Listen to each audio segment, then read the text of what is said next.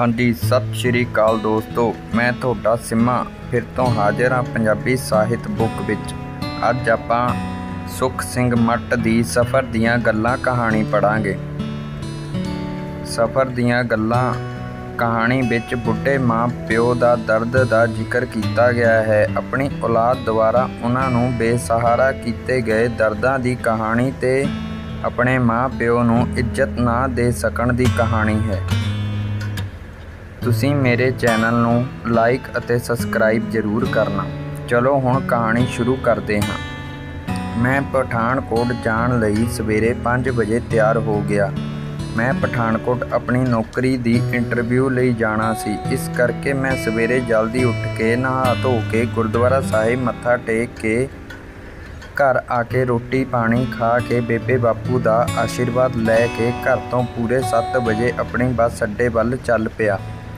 ਰਾਹ ਵਿੱਚ ਤੁਰਦਿਆਂ ਜਾ ਰਿਹਾ ਅਚਾਨਕ ਮੀਂਹ ਪੈਣ ਲੱਗ ਪਿਆ, ਪਰ ਘਰ ਤੋਂ ਬੱਸ ਅੱਡਾ 2-2.5 ਕਿਲੋਮੀਟਰ ਦੂਰ ਸੀ। ਇਸ ਕਰਕੇ ਮੈਂ ਰਸਤੇ ਤੋਂ ਅੱਧ ਵਿੱਚ ਆਟੋ ਲੈ ਲਿਆ ਤੇ ਆਟੋ ਵਾਲੇ ਨੇ 5 ਮਿੰਟਾਂ ਵਿੱਚ ਮੈਨੂੰ ਬੱਸ ਅੱਡੇ ਜਾ ਲਾਇਆ ਤੇ ਮੇਰੇ ਤੋਂ 10 ਰੁਪਏ ਲੈ ਕੇ ਪਿੱਛੇ ਨੂੰ ਮੁੜ ਗਿਆ। 20 ਮਿੰਟਾਂ ਦੀ ਉਡੀਕ ਕਰਨ ਪਿੱਛੋਂ PRTC ਦੀ ਬੱਸ ਆਈ ਤੇ ਮੈਂ ਬੱਸ ਵਿੱਚ ਬੈਠ ਗਿਆ। ਅਸਲ ਵਿੱਚ ਸਾਡੇ ਸ਼ਹਿਰ ਤੋਂ ਪਠਾਨਕੋਟ ਦੀ ਸਿੱਧੀ ਬੱਸ ਨਹੀਂ ਜਾਂਦੀ, ਇਸ ਕਰਕੇ ਪਹਿਲਾਂ ਮੈਂ ਪਟਿਆਲਾ ਜਾਣਾ ਪਿਆ। 30 ਮਿੰਟ ਵਿੱਚ ਬੱਸ ਪਟਿਆਲੇ ਪਹੁੰਚ ਗਈ। ਜਿੱਥੇ ਮੈਂ ਦੇਖਦੇ ਨੇ ਜਾਂ ਇੱਕ ਕਾਊਂਟਰ ਤੋਂ ਪਠਾਨਕੋਟ ਵਾਲੀ ਬੱਸ ਫੜੀ ਤੇ ਖੱਬੇ ਪਾਸੇ 2 ਸੀਟਾਂ ਵਾਲੀ ਇੱਕ ਸੀਟ ਤੇ ਬੈਠ ਗਿਆ। 2 ਮਿੰਟਾਂ ਵਿੱਚ ਬੱਸ ਤਕਰੀਬਨ ਸਾਰੀ ਭਰ ਗਈ ਤੇ ਮੇਰੇ ਨਾਲ ਵਾਲੀ ਸੀਟ ਅਜੇ ਵੀ ਖਾਲੀ ਸੀ। ਬੱਸ ਵਿੱਚ ਨਿਸ਼ਚਿਤ ਸਮੇਂ ਤੋਂ ਅੱਡੇ ਤੋਂ ਤੁਰ ਪਈ। ਅੱਗੇ ਦੁੱਖ ਨਿਵਾਰਨ ਸਾਹਿਬ ਕੋਲ ਬੱਸ ਸਟਾਪ ਤੇ ਬੱਸ ਰੁਕੀ ਤੇ ਕੰਡਕਟਰ ਬਾਹਰ ਉਤਰ ਕੇ ਆਪਣੇ ਸਟੇਸ਼ਨ ਦੀਆਂ ਆਵਾਜ਼ਾਂ ਲਾ ਰਿਹਾ ਸੀ। ਮੈਂ ਬੱਸ ਦੀ ਬਾਰੀ ਵਿੱਚੋਂ ਬਾਹਰ ਵੱਲ ਵੇਖ ਰਿਹਾ ਸੀ। ਇੱਕ ਬਜ਼ੁਰਗ ਮਾਤਾ ਆਪਣਾ ਝੋਲਾ ਚੁੱਕ ਕੇ ਕੰਡਕਟਰ ਕੋਲ ਆਈ ਤੇ ਕੰਡਕਟਰ ਨੂੰ ਪੁੱਛਣ ਲੱਗੀ ਕਿ ਪੁੱਤ ਬੱਸ ਕਿੱਥੇ ਜਾਣੀ ਹੈ। ਕੰਡਕਟਰ ਨੇ ਆਪਣਾ ਰੂਟ ਦੱਸਿਆ। ਉਹ ਬਜ਼ੁਰਗ ਮਾਤਾ ਬੱਸ ਵਿੱਚ ਚੜ੍ਹੀ ਤੇ ਉਸ ਨੇ ਬੱਸ ਵਿੱਚ ਨਿਗਾਹ ਮਾਰੀ ਤੇ ਮੇਰੇ ਨਾਲ ਦੀ ਖਾਲੀ ਸੀਟ ਵੇਖ ਕੇ ਆਪਣਾ ਝੋਲਾ ਉੱਪਰ ਰੱਖਿਆ ਤੇ ਮੇਰੇ ਨਾਲ ਵਾਲੀ ਸੀਟ ਤੇ ਬੈਠ ਗਈ। ਜਿਨ੍ਹਾਂ ਦੀ ਉਮਰ 60 ਸਾਲ ਤੋਂ ਉੱਪਰ ਸੀ। ਮੈਂ ਵੀ ਮਨ ਵਿੱਚ ਸੋਚ ਰਿਹਾ ਸੀ, ਚੰਗਾ ਹੋਇਆ ਮੇਰੇ ਨਾਲ ਬਜ਼ੁਰਗ ਮਾਤਾ ਬੈਠ ਗਈ। ਜੇ ਕੋਈ ਨੌਜਵਾਨ ਮੁੰਡਾ ਜਾਂ ਕੁੜੀ ਬਹਿੰਦੇ ਤਾਂ ਸਾਰੇ ਸਫ਼ਰ ਵਿੱਚ ਉਹਨਾਂ ਨੇ ਫੋਨ 'ਤੇ ਲੱਗੇ ਰਹਿਣਾ ਸੀ। ਸਵਾਰੀਆਂ ਚੜ੍ਹਨ ਪਿੱਛੋਂ ਉੱਥੋਂ ਬੱਸ ਚੱਲੀ ਤੇ ਕੰਡਕਟਰ ਟਿਕਟਾਂ ਕੱਟਦਾ ਅੱਗੇ ਤੋਂ ਪਿੱਛੇ ਵੱਲ ਆ ਰਿਹਾ ਸੀ। ਮੈਂ ਆਪਣੇ ਪਠਾਨਕੋਟ ਦੀ ਟਿਕਟ ਕਟਾਈ ਤੇ ਆਪਣੀ ਜੇਬ ਵਿੱਚ ਪਾ ਲਈ ਤੇ ਨਾਲ ਵਾਲੀ ਬਜ਼ੁਰਗ ਮਾਤਾ ਨੇ ਕੁੜਤੇ ਦੀ ਜੇਬ ਵਿੱਚੋਂ ਪੈਸੇ ਕੱਢਦੇ ਹੋਏ ਬੋਲਿਆ, ਭਾਈ ਮੈਨੂੰ ਵੀ ਇੱਕ ਟਿਕਟ ਦੇਈਂ ਜਲੰਧਰ ਦੀ। ਬਜ਼ੁਰਗ ਮਾਤਾ ਨੇ ਆਪਣੀ ਜੇਬ ਵਿੱਚੋਂ ਕਿਰਾਏ ਲਈ ਕੁਝ ਨੋਟ ਤੇ ਕੁਝ ਸਿੱਕੇ ਕੱਢੇ। ਮਾਤਾ ਜੀ ਗਿਣ ਕੇ ਕੰਡਕਟਰ ਨੂੰ ਪੈਸੇ ਦੇਣ ਲੱਗੇ ਤਾਂ ਇੱਕ ਸਿੱਕਾ ਨੀਚੇ ਮੇਰੇ ਪੈਰਾਂ ਵੱਲ ਡਿੱਗ ਪਿਆ। ਮੇਰੇ ਬੂਟ ਤੇ ਆਣ ਵੱਜਾ। ਮੈਂ ਪੈਰਾਂ 'ਚੋਂ ਚੁੱਕ ਕੇ 2 ਰੁਪਏ ਦਾ ਸਿੱਕਾ ਮਾਤਾ ਜੀ ਨੂੰ ਫੜਾਇਆ। ਮਾਤਾ ਜੀ ਨੇ ਸਾਰੇ ਪੈਸੇ ਗਿਣ ਕੇ ਕੰਡਕਟਰ ਨੂੰ ਫੜਾ ਦਿੱਤੇ। ਮਾਤਾ ਐਨੀ ਭਾਨ ਕਿੱਥੋਂ ਇਕੱਠੀ ਕਰਕੇ ਲਿਆਈ ਹੈ? ਕੰਡਕਟਰ ਵੱਲ ਹੀ ਦੇਖ ਰਿਹਾ ਸੀ। ਉਸਨੇ ਬਜ਼ੁਰਗ ਮਾਤਾ ਨੂੰ ਟਿਕਟ ਦਿੱਤੀ ਤੇ ਅੱਗੇ ਨੂੰ ਲੰਘ ਗਿਆ। ਟਿਕਟ ਤੋਂ ਪਹਿਲਾਂ ਮੈਂ ਸੋਚ ਰਿਹਾ ਸੀ ਕਿ ਬਜ਼ੁਰਗ ਮਾਤਾ ਨੇ ਸ਼ਾਇਦ ਕਿਤੇ ਰਸਤੇ ਵਿੱਚ ਹੀ ਨਾ ਉਤਰਨਾ ਹੋਵੇ, ਪਰ ਟਿਕਟ ਤੋਂ ਬਾਅਦ ਪਤਾ ਲੱਗਾ ਬਜ਼ੁਰਗ ਮਾਤਾ ਨੇ ਜਲੰਧਰ ਜਾਣਾ ਹੈ। ਉਸ ਬਜ਼ੁਰਗ ਮਾਤਾ ਦੀ ਕਿਰਾਏ ਵਾਲੀ ਦਿੱਤੀ ਭਾਨ ਨੇ ਤੇ ਬਜ਼ੁਰਗ ਮਾਤਾ ਦੇ ਇਕੱਲੇਪਨ ਨੇ ਅਤੇ ਮੈਨੂੰ ਇੰਨੀ ਦੂਰ ਜਾਣ ਦੀਆਂ ਗੱਲਾਂ ਨੇ ਮੈਨੂੰ ਸੋਚ ਵਿੱਚ ਪਾ ਦਿੱਤਾ। ਮੈਨੂੰ ਕਿਤੇ ਨਾ ਕਿਤੇ ਮਾਤਾ ਦੀ ਦਿੱਤੀ ਕਿਰਾਏ ਵਾਲੀ ਭਾਨ ਵਿੱਚੋਂ ਮਾਤਾ ਜੀ ਦਾ ਦੁੱਖ ਦਿਸ ਰਿਹਾ ਸੀ। ਮੇਰੀ ਅੱਖਾਂ ਅੱਗੇ ਇਹ ਲੰਘੇ ਪਲ ਮੈਨੂੰ ਇੱਦਾਂ ਬੇਚੈਨ ਕਰ ਰਹੇ ਸੀ ਕਿ ਜਿਵੇਂ ਕਿਸੇ ਤਰੀਕੇ ਉਹਨਾਂ ਦੀ ਨਿੱਜੀ ਜ਼ਿੰਦਗੀ ਬਾਰੇ ਜਾਣ ਸਕਾਂ। ਪਤਾ ਨਹੀਂ ਇਹ ਖਿਆਲ ਮੇਰੇ ਮਨ ਵਿੱਚ ਮਾਤਾ ਜੀ ਦੇ ਹਾਲਾਤ ਵੇਖ ਕੇ ਆਪਣੇ ਆਪ ਹੀ ਕਿਉਂ ਆਉਣ ਲੱਗ ਪਿਆ। ਮੈਨੂੰ ਸਮਝ ਵੀ ਨਹੀਂ ਆ ਰਿਹਾ ਸੀ, ਮੈਂ ਸ਼ੁਰੂ ਕਿੱਥੋਂ ਕਰਾਂ। ਜ਼ੁਬਾਨ ਕੁਝ ਕਹਿਣਾ ਚਾਹੁੰਦੀ ਸੀ ਤੇ ਦਿਮਾਗ ਕੁਝ ਹੋਰ ਸੋਚ ਰਿਹਾ ਸੀ। ਮਾਤਾ ਜੀ ਦਾ ਹਾਲ ਚਾਲ ਪੁੱਛਦਿਆਂ ਤੇ ਨਾਲੇ ਪਤਾ ਲੱਗ ਜੂ ਇੰਨੇ ਬੁਢਾਪੇ ਵਿੱਚ ਇਕੱਲੇ ਮਾਤਾ ਜੀ ਇੰਨੀ ਦੂਰ ਕੀ ਕਰਨ ਚੱਲੇ ਹਨ। ਮੈਂ ਸੰਗਦੇ ਨੇ ਹੌਲੀ ਹੌਲੀ ਇਸ ਤਰ੍ਹਾਂ ਆਪਣੀ ਗੱਲਬਾਤ ਸ਼ੁਰੂ ਕਰ ਲਈ। ਮੈਂ, ਮਾਤਾ ਜੀ ਸਤਿ ਸ਼੍ਰੀ ਅਕਾਲ ਜੀ। ਬਜ਼ੁਰਗ ਮਾਤਾ ਜੀ, ਸਤਿ ਸ਼੍ਰੀ ਅਕਾਲ ਬੇਟਾ। ਮੈਂ, ਮਾਤਾ ਜੀ ਕਿੱਥੋਂ ਆ ਰਹੇ ਹੋ। ਮਾਤਾ ਜੀ, ਪਟਿਆਲੇ ਤੋਂ ਬੇਟਾ। ਮੈਂ, ਅੱਛਾ ਜੀ, ਪਰ ਮਾਤਾ ਜੀ ਤੁਸੀਂ ਜਲੰਧਰ ਕਿਵੇਂ ਜਾ ਰਹੇ ਹੋ। ਬਜ਼ੁਰਗ ਮਾਤਾ ਜੀ, ਜਲੰਧਰ ਮੇਰੀ ਕੁੜੀ ਵਿਆਹੀ ਹੋਈ ਹੈ, ਉਹਦੇ ਕੋਲ ਚੱਲੀ ਹਾਂ ਪੁੱਤ। ਮੈਂ, ਇੰਨੀ ਦੂਰ ਇਕੱਲੇ ਜਾ ਰਹੇ ਹੋ। ਬਾਪੂ ਜੀ ਹੋਰਾਂ ਨੂੰ ਜਾਂ ਆਪਣੇ ਬੇਟੇ ਨੂੰ ਨਾਲ ਲੈ ਆਉਂਦੇ। ਬਜ਼ੁਰਗ ਮਾਤਾ ਜੀ, ਪੁੱਤਰ ਘਰ ਵਾਲਾ ਤੇ ਮੇਰਾ 2 ਸਾਲ ਪਹਿਲਾਂ ਪੂਰਾ ਹੋ ਗਿਆ ਸੀ। ਮੈਂ, ਓਹੋ ਮਾਤਾ ਜੀ, ਕੀ ਹੋਇਆ ਸੀ ਉਹਨਾਂ ਨੂੰ। ਬਜ਼ੁਰਗ ਮਾਤਾ ਜੀ, ਪੁੱਤ ਸ਼ੂਗਰ ਹੋ ਗਈ ਸੀ, ਦਵਾਈ ਬੂਟੀ ਨਾਲ ਇਲਾਜ ਨਹੀਂ ਹੋਇਆ, ਕਈ ਸਾਲ ਡਾਕਟਰ ਕੋਲ ਲਈ ਫਿਰੀ ਗਏ ਤੇ ਕੁਝ ਮੈਂ ਇਕੱਲੀ ਸੀ, ਕਿੱਧਰ ਲੈ ਕੇ ਜਾਂਦੀ। ਇਸ ਉਮਰ ਵਿੱਚ ਹੁਣ ਉਹਨਾਂ ਨੂੰ ਜਿੰਨਾ ਕੁ ਮੇਰੇ ਤੋਂ ਹੋਇਆ ਮੈਂ ਡਾਕਟਰਾਂ ਕੋਲ ਲੈ ਕੇ ਭੱਜਦੀ ਰਹੀ, ਪਰ ਜੋ ਮਾਲਕ ਨੂੰ ਮਨਜ਼ੂਰ ਸੀ ਬਸ ਪੁੱਤ ਛੱਡ ਕੇ ਚਲੇ ਗਏ। ਮੈਂ, ਕਿਉਂ ਮਾਤਾ ਜੀ, ਤੁਹਾਡਾ ਕੋਈ ਮੁੰਡਾ ਨਹੀਂ ਹੈ। ਬਜ਼ੁਰਗ ਮਾਤਾ ਜੀ, ਹਾਂ ਹੈ ਤਾਂ ਸਹੀ, ਮੁੰਡਾ ਮੇਰਾ ਸਰਕਾਰੀ ਨੌਕਰੀ ਕਰਦਾ ਹੈ ਪੁੱਤ। ਮੇਰੇ ਮੁੰਡੇ ਦੇ ਵਿਆਹ ਤੋਂ 3 ਸਾਲ ਹੋਏ ਸੀ। ਉਸਦਾ ਵਿਆਹ ਚੰਗੇ ਘਰ ਹੋਇਆ ਸੀ। ਉਸਦੀ ਘਰਵਾਲੀ ਵੀ ਪੜ੍ਹੀ ਲਿਖੀ ਸੀ, ਉਹ ਸ਼ਹਿਰ ਦੀ ਜੰਪਲ ਸੀ। ਘਰੋਂ ਵੀ ਉਸਨੂੰ ਪਹਿਲੇ ਦਿਨ ਤੋਂ ਕੋਈ ਥੋੜ ਨਹੀਂ ਸੀ। ਕੁੜੀ ਦੇ ਮਾਂ-ਪਿਓ ਨੇ ਮੁੰਡੇ ਦੀ ਸਰਕਾਰੀ ਨੌਕਰੀ ਵੇਖ ਕੇ ਕੁੜੀ ਦਾ ਰਿਸ਼ਤਾ ਕਰ ਦਿੱਤਾ ਸੀ। ਕੁੜੀ ਨੂੰ ਸਾਡੇ ਬਜ਼ੁਰਗਾਂ ਦੀਆਂ ਗੱਲਾਂ ਤੇ ਸਾਡੇ ਪਰਿਵਾਰ ਪਸੰਦ ਨਹੀਂ ਸੀ, ਜਿਸ ਨੂੰ ਲੈ ਕੇ ਸਾਡੇ ਵਿੱਚ ਕਲੇਸ਼ ਹੁੰਦਾ ਰਹਿੰਦਾ ਸੀ। ਉਹ ਇੱਕ ਦੀਆਂ 4 ਬਣਾ ਕੇ ਮੇਰੇ ਮੁੰਡੇ ਨੂੰ ਦੱਸਦੀ ਸੀ। ਅਸਲ 'ਚੋਂ ਉਹਨੂੰ ਪਿੰਡ ਰਹਿਣਾ ਹੀ ਪਸੰਦ ਨਹੀਂ ਸੀ ਅਤੇ ਮੇਰਾ ਮੁੰਡੇ ਨੂੰ ਆਖਣ ਲੱਗੀ, ਜਾਂ ਤਾਂ ਤੂੰ ਮੇਰੇ ਨਾਲ ਰਹਿ ਜਾਂ ਤੂੰ ਆਪਣੇ ਮਾਂ-ਪਿਓ ਨਾਲ ਰਹਿ, ਪਰ ਜੇ ਤੂੰ ਮਾਂ-ਪਿਓ ਨਾਲ ਰਹਿਣਾ ਹੈ ਤਾਂ ਮੈਨੂੰ ਤਲਾਕ ਚਾਹੀਦਾ ਹੈ। ਤੇ ਮੁੰਡਾ ਵੀ ਸਾਨੂੰ ਮਾੜਾ ਚੰਗਾ ਬੋਲ ਕੇ ਆਪਣੀ ਘਰਵਾਲੀ ਨੂੰ ਲੈ ਕੇ ਵੱਖ ਹੋ ਗਿਆ। ਮਗਰੋਂ ਮੈਨੂੰ ਛੱਡ ਕੇ ਮੇਰੇ ਘਰਵਾਲਾ ਵੀ ਚਲਾ ਗਿਆ। ਮੇਰੇ ਮੁੰਡੇ ਨੇ ਘਰਵਾਲੇ ਤੋਂ ਬਾਅਦ ਵੀ ਮੇਰਾ ਹਾਲ ਨਹੀਂ ਪੁੱਛਿਆ ਤੇ ਮੈਂ ਹੁਣ 2 ਸਾਲ ਤੋਂ ਹੀ ਆਪਣੀ ਕੁੜੀ ਕੋਲ ਜਲੰਧਰ ਰਹਿੰਦੀ ਹਾਂ। ਮਾਤਾ ਦੀ ਇਹ ਚੀਜ਼ ਸੁਣ ਕੇ ਮੇਰਾ ਉਹ ਇਨਸਾਨੀਅਤ ਤੋਂ ਜੀ ਭਰ ਗਿਆ ਜਿਸ ਨੂੰ ਔਰਤ ਦੀ ਇੱਜ਼ਤ ਨਹੀਂ ਕਰਨੀ ਆਉਂਦੀ। ਸ਼੍ਰੀ ਗੁਰੂ ਨਾਨਕ ਦੇਵ ਜੀ ਨੇ ਇਸਤਰੀ ਦਾ ਦਰਜਾ ਦਿੰਦੇ ਕਿਹਾ ਸੀ, ਸੋ ਕਿਉ ਮੰਦਾ ਆਖੀਏ ਜਿਤ ਜੰਮੇ ਰਾਜਾਨ।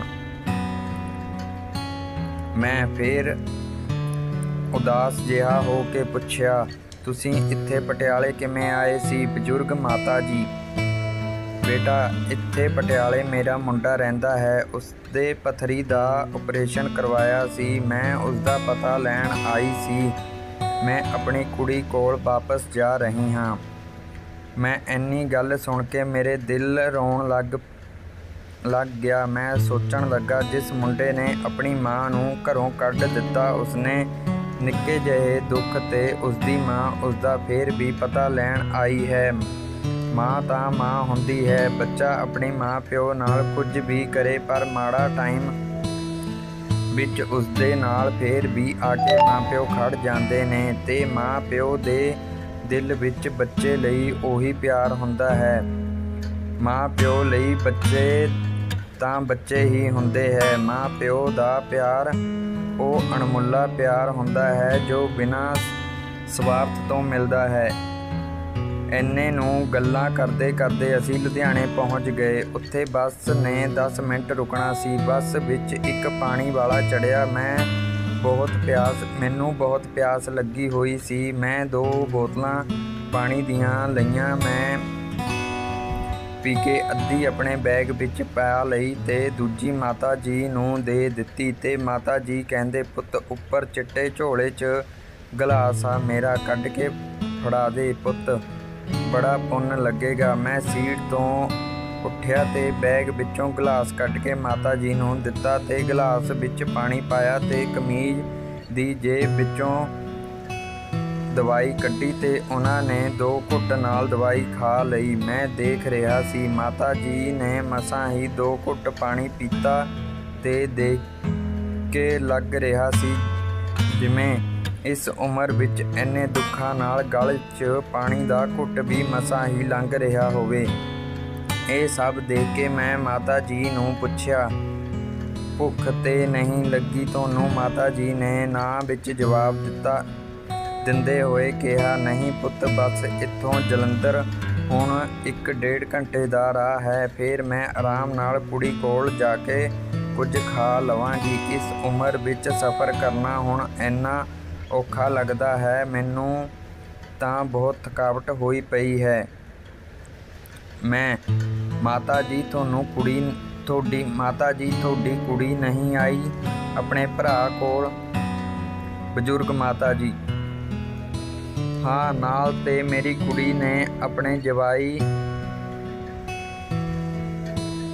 ਬਜ਼ੁਰਗ ਮਾਤਾ ਜੀ, ਹਾਂ, ਨਾਲ ਤੇ ਮੇਰੀ ਕੁੜੀ ਤੇ ਮੇਰੇ ਅਤੇ ਜਵਾਈ ਨੇ ਆਉਣਾ ਸੀ, ਪਰ ਬੱਚਿਆਂ ਦੇ ਪੇਪਰ ਚੱਲ ਰਹੇ ਸੀ ਤੇ ਜਵਾਈ ਨੂੰ ਵੀ ਕਿਤੇ ਬਾਹਰ ਜਾਣਾ ਪੈ ਗਿਆ ਸੀ ਅਤੇ ਆਪਣੇ ਕੰਮ ਕਰਕੇ, ਤੇ ਉਹਨਾਂ ਨੂੰ ਅਜੇ ਕਾਫੀ ਦਿਨ ਲੱਗਣੇ ਸੀ ਆਉਣ ਲਈ। ਮੇਰੇ ਮਨ ਵਿੱਚ ਮੁੰਡੇ ਨੂੰ ਮਿਲਣ ਦੀ ਤੜਫ ਜਿਹੀ ਸੀ ਤੇ ਫਿਰ ਮੈਂ ਇਕੱਲੀ ਆ ਗਈ ਸੀ। ਮਾਤਾ ਦੀਆਂ ਗੱਲਾਂ ਮੈਨੂੰ ਇੰਜ ਲੱਗ ਰਹੀਆਂ ਸੀ ਜਿਵੇਂ ਕੋਈ ਬੱਚਾ ਬੈਠ ਕੇ ਕਿਸੇ ਦੀ ਕਹਾਣੀ ਸੁਣ ਰਿਹਾ ਹੋਵੇ। ਉਹਨਾਂ ਦੀਆਂ ਗੱਲਾਂ ਵਿੱਚ ਬਹੁਤ ਦਰਦ ਲੁਕਿਆ ਹੋਇਆ ਸੀ। ਜੇ ਮੈਂ ਉਹਨਾਂ ਨੂੰ ਇਨਸਾਨੀਅਤ ਦੇ ਨਾਤੇ ਨਾ ਸੁਣਦਾ ਤਾਂ ਮੈਨੂੰ ਵੀ ਇਹ ਦਰਦ ਸ਼ਾਇਦ ਨਾ ਮਹਿਸੂਸ ਹੁੰਦਾ, ਪਰ ਮੇਰੇ ਵਿੱਚ ਅਜੇ ਇਨਸਾਨੀਅਤ ਬਾਕੀ ਸੀ। ਜੋ ਮੈਂ ਇਸ ਗੱਲ ਨੂੰ ਸੁਣ ਕੇ ਮਾਤਾ ਜੀ ਦੇ ਦੁੱਖਾਂ ਨੂੰ ਸਮਝ ਰਿਹਾ ਸੀ। ਅਸਲ ਇਨਸਾਨ ਵਿੱਚ ਉਹ ਤੜਫ ਹੋਣੀ ਚਾਹੀਦੀ ਹੈ ਜੋ ਕਿਸੇ ਦੇ ਹਾਲਾਤ ਵੇਖ ਕੇ ਉਸਦੇ ਦੁੱਖ ਸੁਣਨ ਲਈ ਬੰਦੇ ਦੀ ਜ਼ਮੀਰ ਕਿਸੇ ਦੇ ਦੁੱਖ ਸੁੱਖ ਸੁਣਨ ਲਈ ਅੰਦਰੋਂ ਆਵਾਜ਼ ਮਾਰੇ। ਗੱਲਾਂ ਕਰਦੇ ਕਰਦੇ ਪਤਾ ਹੀ ਨਾ ਲੱਗਿਆ ਕਿ ਬੱਸ ਕਦੋਂ ਤੁਰ ਪਈ। ਮੈਨੂੰ ਸਮਝ ਨਹੀਂ ਆ ਰਿਹਾ ਸੀ ਮੈਂ ਮਾਤਾ ਜੀ ਨਾਲ ਹੋਰ ਕੀ ਗੱਲ ਕਰਾਂ। ਇੰਨੇ ਵਿੱਚ ਹੀ ਹੁਣ ਮਾਤਾ ਜੀ ਮੈਨੂੰ ਪੁੱਛਣ ਲੱਗੇ, ਬਜ਼ੁਰਗ ਮਾਤਾ ਜੀ, ਤੂੰ ਦੱਸ ਪੁੱਤ, ਤੂੰ ਕਿੱਥੇ ਜਾਣਾ ਹੈ? ਮੈਂ, ਮਾਤਾ ਜੀ, ਪਠਾਨਕੋਟ ਮੇਰੀ ਨੌਕਰੀ ਦੀ ਇੰਟਰਵਿਊ ਹੈ, ਇਸ ਲਈ ਮੈਂ ਪਠਾਨਕੋਟ ਜਾ ਰਿਹਾ ਹਾਂ। ਬਜ਼ੁਰਗ ਮਾਤਾ ਜੀ, ਰੱਬ ਤਰੱਕੀਆਂ ਦੇਵੇ ਪੁੱਤ। ਮੈਂ, ਧੰਨਵਾਦ ਮਾਤਾ ਜੀ। ਬਜ਼ੁਰਗ ਮਾਤਾ ਜੀ, ਕੀ ਨਾਂ ਹੈ ਪੁੱਤ ਤੇਰਾ? ਮੈਂ, ਮਾਤਾ ਸੁਖਵਿੰਦਰ ਸਿੰਘ ਨਾਮ ਹੈ ਮੇਰਾ। ਬਜ਼ੁਰਗ ਮਾਤਾ ਜੀ, ਪੁੱਤ ਕਿੱਥੋਂ ਆਇਆ ਤੂੰ? ਮੈਂ, ਮਾਤਾ ਜੀ, ਪਟਿਆਲੇ ਦੇ ਲਾਗੇ ਸਮਾਣੇ ਸ਼ਹਿਰ ਤੋਂ ਹਾਂ। ਅਸਲ ਵਿੱਚ ਸਮਾਣੇ ਤੋਂ ਸਾਨੂੰ ਪਠਾਨਕੋਟ ਦੀ ਸਿੱਧੀ ਬੱਸ ਨਹੀਂ ਮਿਲਦੀ, ਇਸ ਕਰਕੇ ਮੈਂ ਪਹਿਲਾਂ ਪਟਿਆਲੇ ਆਇਆ ਤੇ ਉੱਥੋਂ ਪਠਾਨਕੋਟ ਦੀ ਬੱਸ ਚੜ੍ਹਿਆ ਸੀ। ਮੈਂ ਮਾਤਾ ਜੀ ਦੀਆਂ ਗੱਲਾਂ ਇਸ ਤਰ੍ਹਾਂ ਸੁਣ ਰਿਹਾ ਸੀ ਜਿਵੇਂ ਕੋਈ ਬੱਚਾ ਮਾਂ ਦੀ ਗੋਦ ਵਿੱਚ ਬਹਿ ਕੇ ਲੋਰੀ ਸੁਣ ਰਿਹਾ ਹੋਵੇ। ਮੈਂ ਗੱਲਾਂ ਵਿੱਚ ਇੰਨਾ ਜ਼ਿਆਦਾ ਗੁਆਚ ਗਿਆ ਸੀ ਮੇਰਾ ਬੱਸ ਵਿੱਚ ਬੈਠੇ ਹੋਰ ਲੋਕਾਂ ਵੱਲ ਧਿਆਨ ਹੀ ਨਹੀਂ ਗਿਆ ਤੇ ਦੁਨੀਆ ਨੂੰ ਕੁਝ ਕੁ ਪਲਾਂ ਲਈ ਭੁੱਲ ਕੇ ਮੈਂ ਉਸ ਮਾਤਾ ਦੀਆਂ ਗੱਲਾਂ ਸੁਣਦਾ ਰਿਹਾ।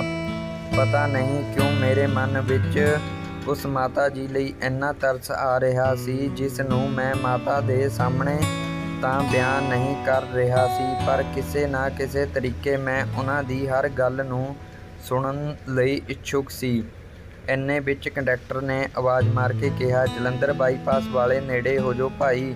ਇਹ ਸੁਣ ਕੇ ਮੇਰੇ ਮਨ ਵਿੱਚ ਇਹ ਖਿਆਲ ਆਇਆ। ਫਿਰ ਮੈਂ ਮਾਤਾ ਜੀ ਨੂੰ ਪੁੱਛਿਆ, ਤੁਸੀਂ ਜਲੰਧਰੋਂ ਉਤਰ ਕੇ ਅੱਗੇ ਕਿੰਨੀ ਕੁ ਦੂਰ ਜਾਣਾ ਹੈ ਤੇ ਇਹ ਅੱਗੇ ਪੈਦਲ ਕਿਵੇਂ ਜਾਓਗੇ? ਬਜ਼ੁਰਗ ਮਾਤਾ ਜੀ, ਮੇਰੇ ਕੋਲ ਕੁੜੀ ਦਾ ਫ਼ੋਨ ਨੰਬਰ ਹੈ, ਮੈਂ ਉਤਰ ਕੇ ਕਿਸੇ ਦੇ ਫ਼ੋਨ ਤੋਂ ਫ਼ੋਨ ਕਰ ਲਵਾਂਗੀ ਤੇ ਇਹ ਆ ਕੇ ਲੈ ਜਾਵੇਗੀ। ਇਹ ਗੱਲ ਸੁਣ ਕੇ ਮੇਰੀ ਅੱਖ ਵਿੱਚੋਂ ਪਾਣੀ ਆ ਗਿਆ ਤੇ ਮਾਤਾ ਜੀ ਦੀਆਂ 2 ਘੰਟੇ ਗੱਲਾਂ ਸੁਣ ਕੇ ਮਾਤਾ ਜੀ ਨਾਲ ਆਪਣਾਪਣ ਮਹਿਸੂਸ ਹੋਣ ਲੱਗਾ ਤੇ ਹੁਣ ਨੂੰ ਮਾਤਾ ਜੀ ਵੀ ਜਲੰਧਰ ਪਹੁੰਚਣ ਵਾਲੇ ਸੀ। ਮੈਂ ਮਾਤਾ ਜੀ ਨੂੰ ਕਿਹਾ, ਤੁਸੀਂ ਮੇਰੇ ਨੰਬਰ ਤੋਂ ਕੁੜੀ ਨੂੰ ਫੋਨ ਕਰ ਸੱਦ ਲਵੋ। ਅੱਜ ਕੱਲ੍ਹ ਦੁਨੀਆ ਦਾ ਕੀ ਪਤਾ, ਐਵੇਂ ਦੀ ਹੀ ਹੈ, ਕੋਈ ਫੋਨ ਕਰ ਲਈ ਦਵੇ ਜਾਂ ਨਾ। ਮਾਤਾ ਜੀ ਨੇ ਜੇਬ ਵਿੱਚੋਂ ਇੱਕ ਪਰਚੀ ਕੱਢੀ ਤੇ ਕਹਿਣ ਲੱਗੇ, ਪੁੱਤ ਤੂੰ ਹੀ ਲਾ ਦੇ, ਮੈਨੂੰ ਤੇ ਲਾਉਣਾ ਵੀ ਨਹੀਂ ਆਉਂਦਾ ਲੰਬਰ। ਮੈਂ ਪਰਚੀ ਫੜੀ ਤੇ ਜਿਸ ਤੇ ਲਿਖਿਆ ਹੋਇਆ ਸੀ ਕੁੜੀ ਦਾ ਨੰਬਰ, ਮੈਂ ਫੋਨ ਲਾਇਆ ਤੇ ਮਾਤਾ ਨੂੰ ਫੜਾ ਦਿੱਤਾ। ਮਾਤਾ ਨੇ ਅੱਗੋਂ ਕਿਹਾ, ਪੁੱਤ ਮੈਂ ਤੇਰੀ ਮਾਂ ਬੋਲਦੀ ਹਾਂ, ਮੈਂ 10 ਮਿੰਟਾਂ ਤੱਕ ਜਲੰਧਰ ਪਹੁੰਚ ਜਾਵਾਂਗੀ ਤੇ ਪੁੱਲ ਚੜ੍ਹਨ ਤੋਂ ਪਹਿਲਾਂ ਉੱਤਰ ਜਾਵਾਂਗੀ, ਤੂੰ ਲੈਣ ਆ ਜੀ। ਤੇ ਫੋਨ ਮੈਨੂੰ ਫੜਾ ਦਿੱਤਾ। ਮੈਂ ਮਾਤਾ ਜੀ ਨੇ ਉੱਪਰੋਂ ਆਪਣਾ ਝੋਲਾ ਲਾਇਆ ਤੇ ਚੰਗਾ ਪੁੱਤ ਕਹਿ ਕੇ ਬੱਸ ਦੀ ਟਾਕੀ ਕੋਲ ਜਾ ਖੜ੍ਹ ਗਏ। ਮਾਤਾ ਨੇ ਟਾਕੀ ਕੋਲ ਖੜ੍ਹ ਕੇ ਕੰਡਕਟਰ ਨੂੰ ਕਿਹਾ, ਪੁੱਤ ਲਾ ਦੀ ਇੱਥੇ।